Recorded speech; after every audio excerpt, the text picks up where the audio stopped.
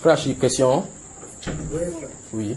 Je veux savoir ce que signifie l'Occident et l'Orient devant le Seigneur. Puisque depuis Genèse, le Seigneur plantait un jardin en Orient. Voilà. Attends, pas devant le Seigneur. Devant le Seigneur, il est partout. Dieu nous donne le repas à nous. D'accord? Quand Dieu a appelé Moïse dans le désert, il allait sur la montagne alors qu'il écrit la Genèse. Pendant qu'il donnait comment Moïse devait écrire, comment ceci se passait. Dieu donne le renseignement à Moïse que l'Éternel plantait un jardin à l'Orient. Ouais, n'est-ce pas? D'accord? Dieu donne cette orientation-là pour nous qui sommes sur la terre, c'est pas pour lui, donc c'est pas par rapport à lui. Le repère, c'est par rapport à nous, pour que nous puissions nous repérer.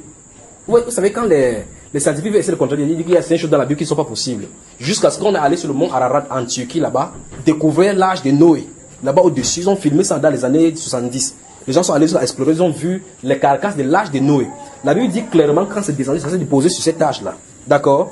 Quand ils voient maintenant comment combattre la Genèse, donc quand Dieu donne le positionnement dans la Bible, ce n'est pas pour lui, c'est pour lui. Donc les Occidents et autres, ce n'est pas devant Dieu. Ce n'est pas par rapport à lui, c'est par rapport à notre orientation, d'accord? Avançons. Ok. Maintenant, j'ai remarqué qu'il a pour habitude du côté de l'Occident. L'Occident, l'Orient. L'Orient vient toujours la calamité. Et du côté de l'Occident vient toujours la bénédiction. Oui. Mais il arrive jusqu'à dans l'évangile, il dit les hommes viendront de l'Occident, de l'Orient, mangeront à la table du Seigneur. Puis je peux comprendre vraiment pourquoi il faut utiliser ces. Comment a circulé l'évangile? Toujours de l'Occident en allant. Et ça en Afrique, ça de retourner comme ça en Orient, n'est-ce pas? Oui. Donc, c'est-à-dire que ça quitte là-bas. On dit par exemple, ça va dans les 4 vents pour rassembler tous les élus. Parce que dans les 4 confrères se trouvent dans les élus. D'accord? Alors maintenant, le problème humain, c'est-à-dire que la sorcellerie, les traditions que vous avez là, est sortie de la Chaldée. N'est-ce pas? La Chaldée, c'est en Orient, non? Voilà, c'est par là-bas que les calamités viennent. Non? Et les gens doivent frapper par là-bas. C'est toujours par là-bas. Donc, les 4 vents, nord, sud, l'est et l'ouest, c'est parce qu'il y a les élus, comme on dit, les anges des 4 vents. Les élus sont surtout partout, dans pour dire c'est tous les étendues de la terre. Ça circule comme ça pour les appeler, pour les rassembler dans le grenier et les enlever. C'est tout ça. D'accord, frère? Et encore, la vision de Jacob. Oui. Sur l'échelle? Oui. Oui. Je vais mieux comprendre. Qu'est-ce que sa vision dit? Oui.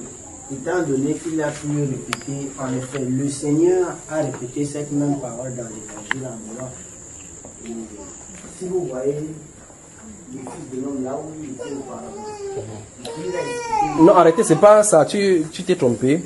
Il dit désormais vous verrez le Fils de l'homme. Oui. Vous avez des anges monter et descendre sur le Fils de l'homme. Oui, pour maintenant, c'est ici donc que j'ai. Vous voyez. Si vous regardez dans votre Bible, lui second, ou bien n'importe où les Bibles de référence, chaque fois qu'on cite Genèse, là, on renvoie toujours à cela. D'accord?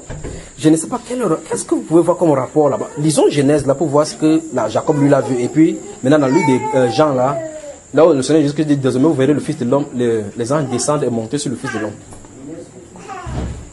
Allons-y. Donc, il a passé la nuit quelque part. Il s'est rendu compte que quelque chose se passe sur cette place-là. Allons-y, lisons directement là-bas. Il eut un songe et voici une échelle était appuyée sur la terre. Oui. Et son sommet touchait au ciel. Oui. Et voici les anges de Dieu montaient et descendèrent par cette échelle. Oui. Et voici le Seigneur se tenait au-dessus, elle au-dessus d'elle.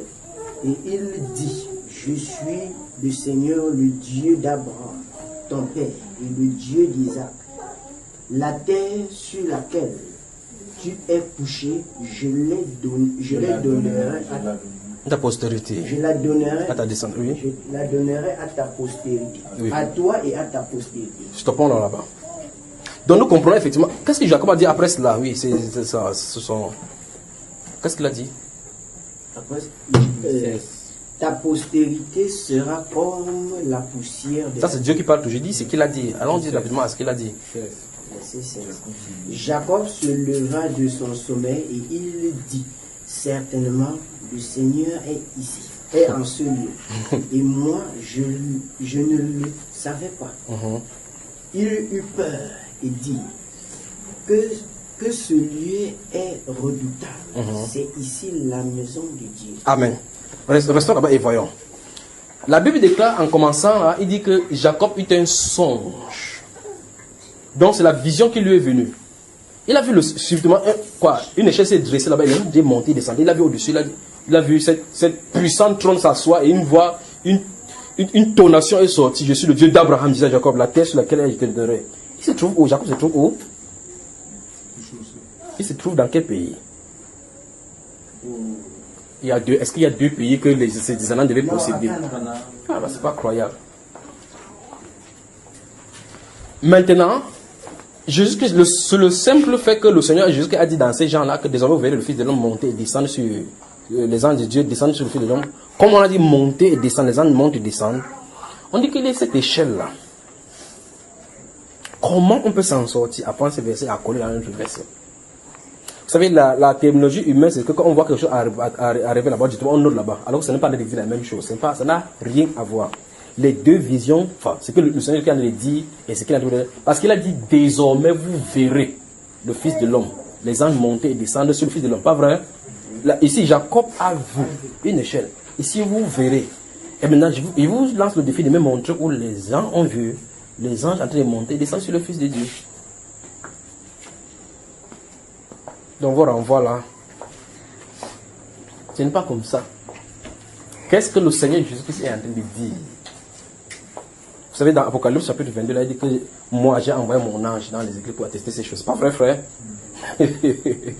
Bon, autre question, posez la question. Vous êtes assez grand, j'espère que vous comprenez. Mais la Bible montre là-bas dans les livres des apôtres comment les Saint-Esprit étaient transmis par l'imposition des mains. Oui. Est-ce qu'aujourd'hui ça peut continuer? Ça continue aujourd'hui? Si c'est écrit dans la Bible, comment tel que c'est comme ça, c'est la même chose, ça ne peut pas changer. D'accord, frère?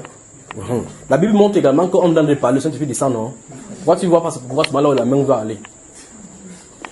Eh, frère? Parce que je voulais poser une question. On pose alors la question. Quels sont ceux qui sont habilités à pouvoir imposer? Qui est-ce que tu as vu là-bas, frère? C'est eux. Il n'y a pas deux façons. Chaque fois que le Saint-Esprit est descendu dans les actes des apôtres, il y a la présence des apôtres, oui ou non? Hein? Voilà. Chaque fois que le Saint-Esprit vient, il y a la présence des apôtres. Eh, frère? Donc si vous voulez aller confesser par la foi contre le Saint-Esprit, allez avoir.